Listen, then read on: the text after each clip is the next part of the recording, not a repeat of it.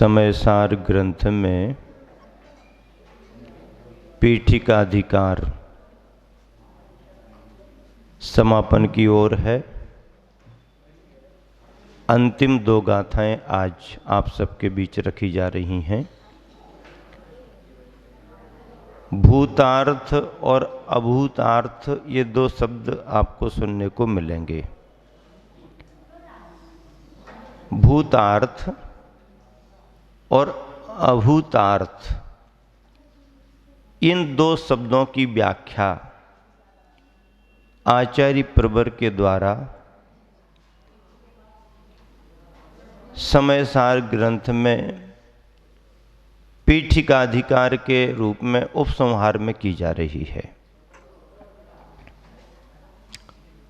भूतार्थ को निश्चय भी कहते हैं और अभूतार्थ को व्यवहार कहते हैं।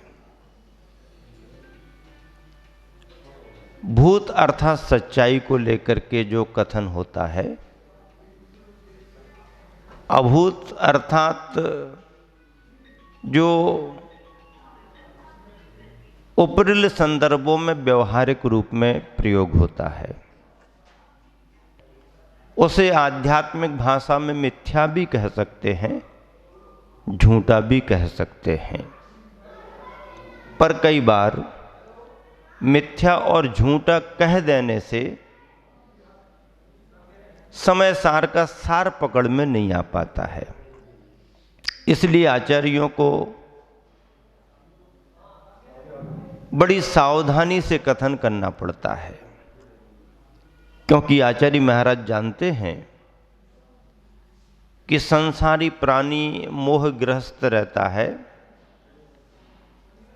और ये प्रायः करके अपने स्वार्थ की ही बात को ग्रहण करता है। उन्हें ये भी चिंता रहती है कि कहीं ऐसा ना हो स्वार्थ के भावों में हित की जगह अहित को ग्रहण कर ले। इसलिए आचार्य प्रवर व्याख्या करने के पहले बहुत सावधानी से कहते हैं, कथन बहुत अच्छे तरीके से करूंगा, ख्याल पूर्वक ही करूंगा, पर कथन करने में भाषा के द्वारा, व्याकरण के द्वारा, नयों की व्याख्या के द्वारा कहीं कुछ चूक जाऊं, क्वचित कदाचित है, हमेशा नहीं, कहीं कुछ चूक जाऊं तो हे भव्यात्मन, आप उसमें से छल ग्रहण नहीं करना। आप तो कल्याण की बात को ही ग्रहण करना, परमार्थ को ही पकड़ना, सच्चाई को ही समझना, शब्दों पर, भाषा में, व्याकरण में उलझना नहीं, अभिप्राय सही ग्रहण करना। ऐसा संबोधन, ऐसी सावधानी भरी बात आचार्य महाराज करते हैं। यहां पर भी वही बात आगे बढ़ रही है। इन गाथाओं की व्याख्या करने के पहले आचार्य प्रवर कुंद कुंद स्वामी के भावों को समझने के लिए जयसेन आचार्य महाराज ने उत्थानिका लिखी है। उस उत्थानिका में उन्होंने कहा, अथ यथा कोपि ब्राह्मणादि विशिष्टो जनो मिलेच्छ प्रतिबोधन काले एवं मिलेच्छ भाषां ब्रूते न च शेष काले तथैव ज्ञानी पुनरपि अज्ञानी प्रतिबोधन काले व्यवहारम आश्रयति न च शेष काले कस्मात् अभूतार्थत्वात् इति प्रकाशयति। क्या कहा? जिस प्रकार कोई ब्राह्मण आदि यानी विशिष्ट विद्वान आदि विशिष्ट पुरुष म्लेच्छों को समझाने के समय में ही म्लेच्छ भाषा को बोला करता है, अन्य समय में नहीं, शेष काल में नहीं। उसी प्रकार ज्ञानी संयमी पुरुष भी अज्ञानी असंयत पुरुषों को प्रतिबोध देने के समय में ही व्यवहार का आश्रय लेता है, अन्य काल में नहीं, क्योंकि व्यवहार अभूतार्थ होता है, सो इसे ही आगे कहा जा रहा है। मतलब ये है, हम और आप जानते हैं कि सामने वाला यदि कोई असंस्कारित व्यक्ति है और वो हमारी भाषा से परिचित नहीं है, तो उसे समझाने के लिए उसी की भाषा का प्रयोग करना पड़ेगा। पर वो भाषा कितने समय तक उपयोगी रहेगी? जब तक सामने वो है और उसे हम समझा रहे। वो वहां से हटा गया तो फिर दूसरी जगह उस भाषा का उपयोग नहीं, हम अपनी भाषा में आ जाएंगे, तभी हमारा काम बनेगा। ऐसे ही कहा कि व्यवहारी जनों को समझाने के लिए व्यवहारिक भाषा का प्रयोग किया जाता है। वह व्यवहारिक भाषा उसी समय तक के लिए उपयोगी है जब तक कि व्यवहारियों से संवाद चल रहा है, और जिस समय हम अपने में आ गए, अपने को देखने जानने लगे, तो उस व्यवहारी भाषा का और व्यवहार का कोई उपयोग नहीं। ये अपन को भाव पकड़ करके अपनी बात आगे करनी है। देखिए यहाँ पर उसी भाव को प्रकट करने के लिए गाथा कही जा रही है। व्यवहारो भूदत्थो भूदत्थो देशिदो दुशुद्ध नौ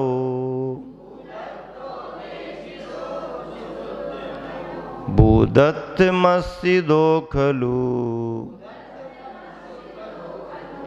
सम्मादिट्ठी हवदि जीवो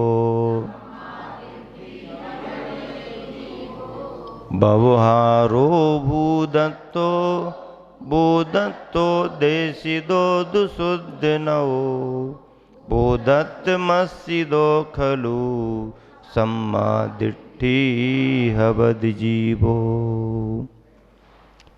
व्यवहारो व्यवहार नय, अभूदत्थो अभूतार्थ है,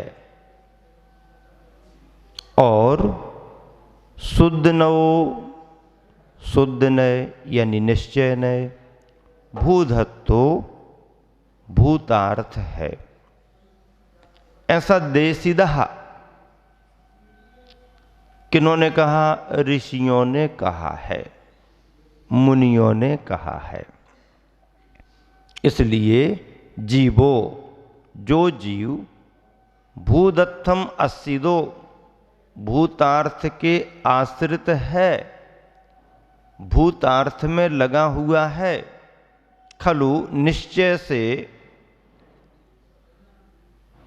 निश्चय रूप से ही वह सम्मादिट्ठी हवदि सम्यक दृष्टि है।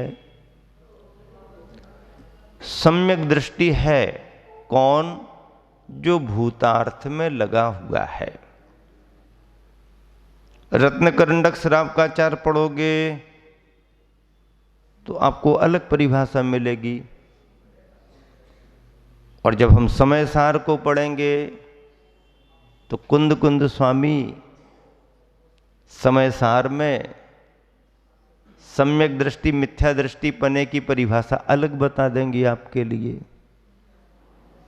प्रथम भूमिका में जब कोई भव्यात्मा श्रावकाचार को पढ़ता है और मोक्ष मार्ग को समझना चाहता है, तो उसे सम्यक दर्शन के लिए कहा जाता है कि जो देव शास्त्र और गुरु पर श्रद्धान करे सो सम्यक दृष्टि।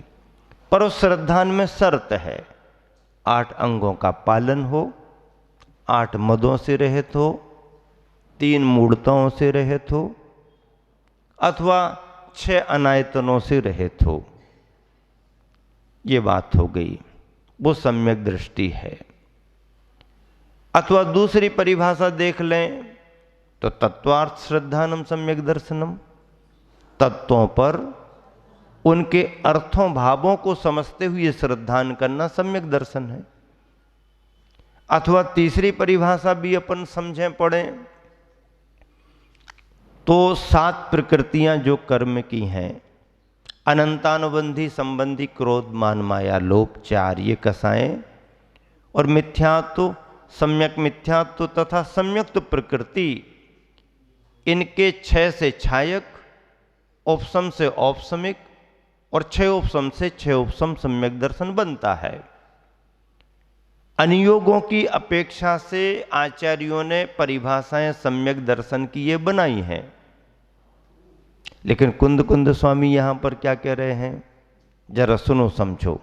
अर्थ व्यवहार नय अभूतार्थ है, अर्थात विशेषता को दृष्टि में रखकर विषमता को पैदा करने वाला है।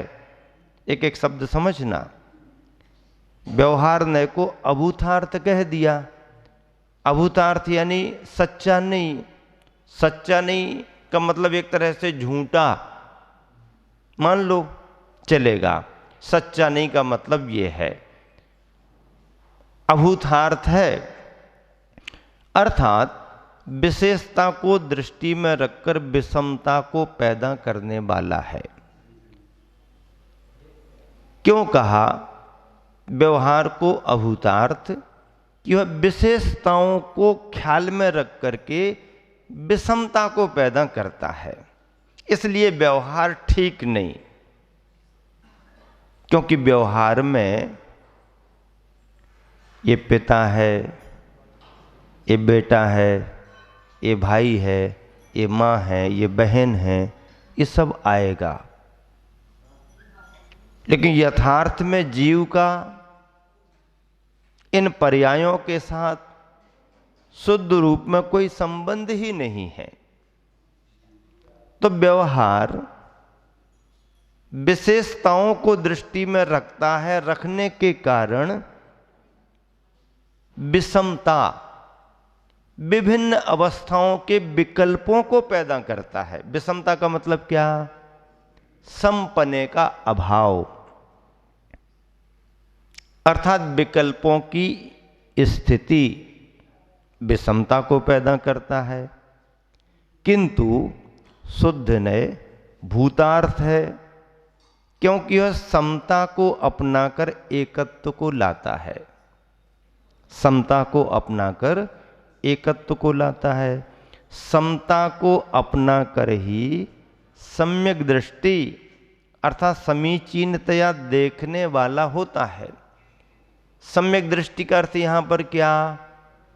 सम्यक दृष्टि का अर्थ यहां पर जो सम्यक दर्शन आदि की परिभाषाएं करणानि योग की अपेक्षा से, चरणानि योग की अपेक्षा से, द्रव्यानि योग की अपेक्षा से बनाई गई हैं, उन परिभाषाओं के सम्यक दृष्टि को यहां नहीं लेना।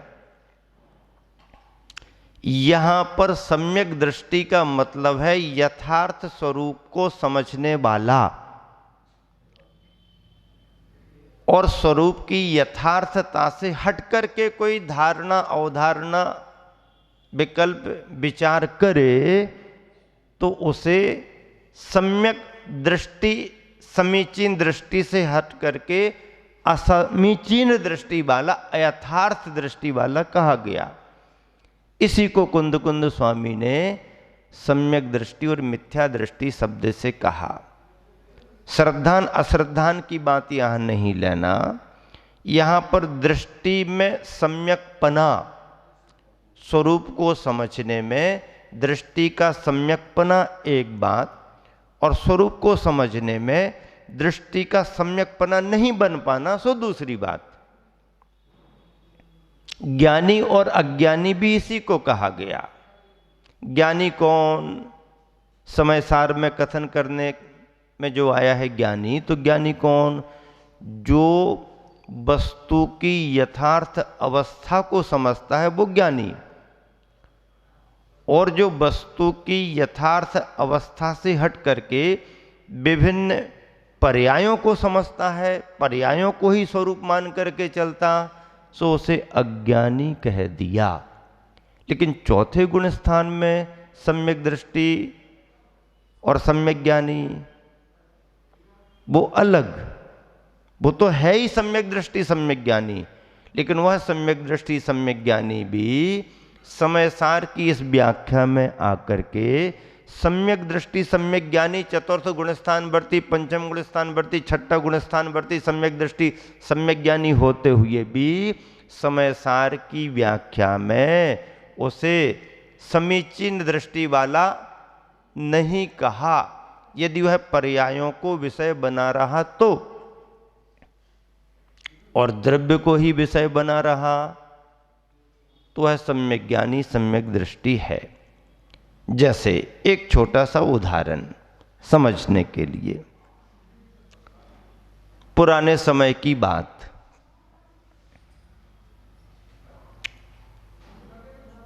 सक्षम संपन्न रईस परिवार,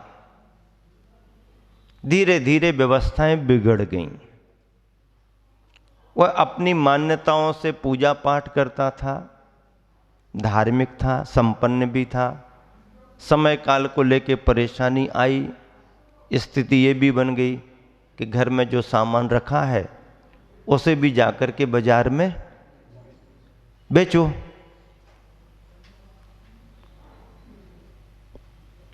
उसके यहाँ पर सोने के गणेश जी भी थे और सोने का चूहा भी था।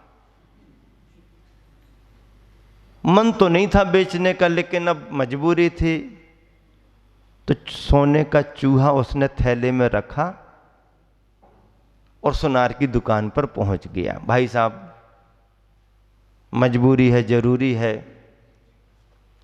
आप खरीद लो इसे, दिखाओ क्या है। दिखाया। सुनार ने अपने तरीके से उसे देखा, परखा, चेक किया, क्या दाम मिलेगा, क्या भाव है।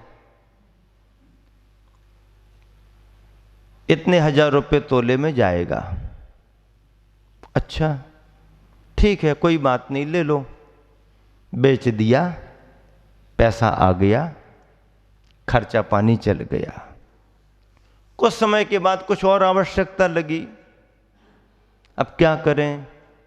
पुनः ना चाहते हुए उसने सोचा, अब भैया जो अपन अपने पूजा के लिए रखे हैं, चलो इन्हीं को बेच दो। थैले में उसने गणेश जी रखे और सुनार के यहां पहुंच गया।